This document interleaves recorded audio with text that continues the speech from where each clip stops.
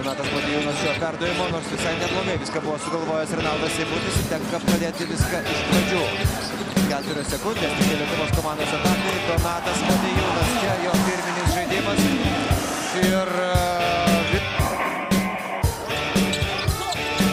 pasodina ant suolo Artūrą Gudaitį. Jonas Kazlauskas išleidžiamas Donatą Motiejūną, grąžina į aikštės ir Daną Kavaliauską.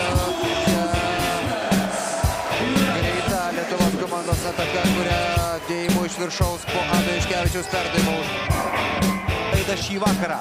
Gražiai pasislėpė varžovams už nugarų Martynas Pocius ir Šarūnas Vasiliauskas mato tai ir reaguoja į tai. Čia Kelmi ir tą patvirtina ir koncentracija bei auganti Lietuvos rinktinės persvara. Kšištofas Lavrinovičius ir Mindaugas Kuzminskas galėjo pamėginti užbaigti šią ataką, prieš jį buvo likęs tik tai gerokai mažesnis Cincadze, bet atidavė kamuolį į kraštą ir Martynas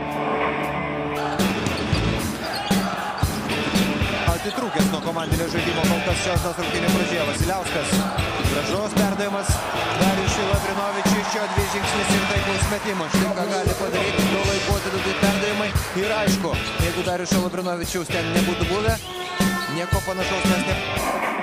Žaidėjas gali būti iškeltas į didžiulės aukštumas, bet tai nieko nereiškia. Lygiai taip pat Lietuvoje po 5 rungtynių vienas ar kitas žaidėjas gali būti sumaišytas su žemėmis, bet vienerios rungtynės nieko nereiškia, o čia Lietuvos komanda užklumpa varžovus nepasiruošusius ir atėmusi kamuolį su antrojo ketvirčio sirena pelno 2 taškus po tokio puikaus Donato Motiejūno perdavimo per nugarą.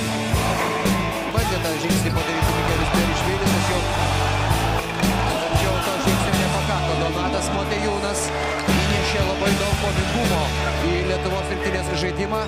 Štai čia tokie netikėti perimti kamuoliai ir ne pirmas jau toks ir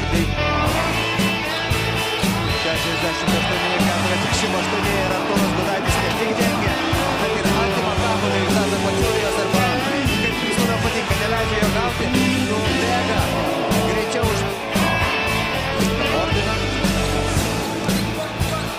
Lietuvos rinktinės ataka. Mindaugas Kuzminskas gražiai pasiprašo kamuolio baudos aikštelėje ir jau net ir Tadą Mačiulija nebegalėjo padėti Nevadui Pacacijai. Įkrauna kamuolį iš viršaus Mindaugas Kuzminskas ir išveda į priekį Lietuvos komandą. Mantas Kalnietis pradeda savo pasirodymą klaidą ir blokų Tadą Mačiulijai. Nežinau. Du iš karto įgredientai kartus ir saldus viename.